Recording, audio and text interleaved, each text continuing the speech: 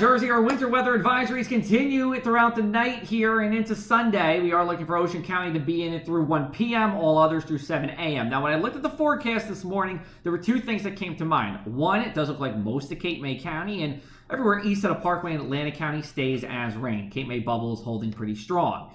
The other thing I noticed is that we're going to see more freezing rain and less sleet, which actually is probably going to be more dangerous because we're talking about a high risk for icy roadways, moderate risk for power outages, and tree damage is a low, but it's still within the realm of possibility. For Cape May County and those in Atlantic County east of the Parkway, low risk for icy roads, low risk for power outages as temperatures do stay above 32 degrees. So we're just expecting some really isolated icy spots. Let's take a look at what to expect. Green is where plain rain is likely, and that includes places like Summers Point, Linwood, and Northfield.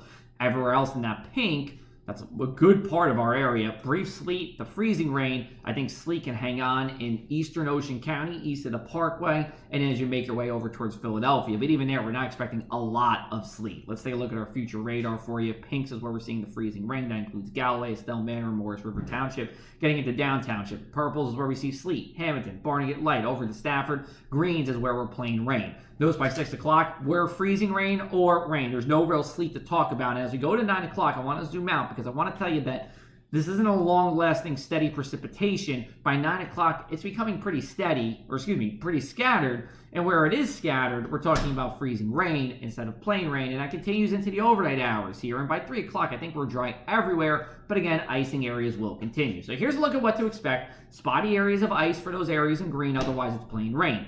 As we look into Mays Landing, into Millville, into Vineland, we're talking about a coating of sleet with 1/10 to 2/10 of an inch of ice here. That's a lot of ice, I'll have you know. As we go into those purple areas, Long Beach Island, eastern part of Ocean County, coating to 1 inch of sleet, and then a coating to 1/10 of an inch of ice. So it's a little less ice, but a little more sleet. But what I will say is, all you need is a coating of ice for it to be dangerous. Temperatures actually rise overnight. So a place like Mays Landing or A Harbor City could actually melt a little bit from that freezing rain. So that's some good news there, and that will take into account our forecast as well. So why do we even have freezing rain and sleet? Well, it depends on how much of a warm layer we have aloft. You see, most precipitation starts as snow, and this is no different.